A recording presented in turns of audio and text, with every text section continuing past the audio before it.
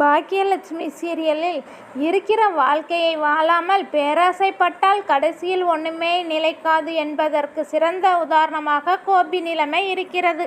அதாவது பாக்கியாவுடன் சந்தோஷமாக வாழ்ந்து 3 பிள்ளைகளையும் பெற்ற பிறகு கோபிக்கு ராதிகா மீது ஆசை வந்தது. அதனால் குடும்பத்தை பற்றி கொஞ்சம் கூட யோசிக்காமல் ராதிகாவை கல்யாணம் பண்ணினார்.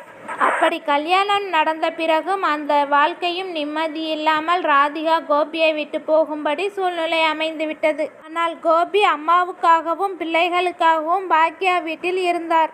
ஆனால் கோபி செஞ்ச முன்வினை தற்போது எதிர்வினையாக நின்றது என்பதற்கேற்ற மாதிரி குடும்பத்தை பற்றி யோசிக்காமல் போன கோபியை பற்றி தற்போது யாரும் யோசிக்க விரும்பவில்லை.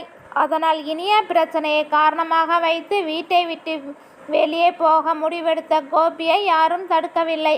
ஆனால் பெத்த மனசு பித்து பிள்ளை மனசு கல்லு என்ற பழமொழிக்கு ஏற்ற மாதிரி கோபியை பிள்ளைகள் அலட்சியப்படுத்தியிருந்தாலும் பெற்ற மனசு கேட்காமல் ஈஸ்வரியை கோபியை தனியாக விடாமல் கோபி கூடவே வீட்டை விட்டு கிளம்பி விடுகிறாள்.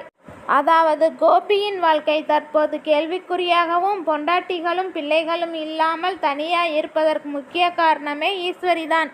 அதனால் கோபியுடன் ஈஸ்வரி தனியாக போய்விட்டார். இதனை ஏற்றுக்கொள்ள முடியாத பாக்கியா ஈஸ்வரி இருக்கும் வீட்டிற்கு சென்று வீட்டுக்கு வர சொல்லி கெஞ்சுகிறாள். ஆனால் ஈஸ்வரி என் பிள்ளையை இப்படியே விட்டுட்டு வர முடியாது என்று அவருடைய வாழ்க்கையை நினைத்து ஃபீல் பண்ணுகிறாள். இதற்கு பாக்கியா உங்கள் பிள்ளை தனியாக இருப்பதற்கு நான் எதுவும் பண்ண முடியாது. அதே நேரத்தில் அவர் பெற்ற பிள்ளைகள் அப்படியே அவரை விட்டுவிட மாட்டாங்க.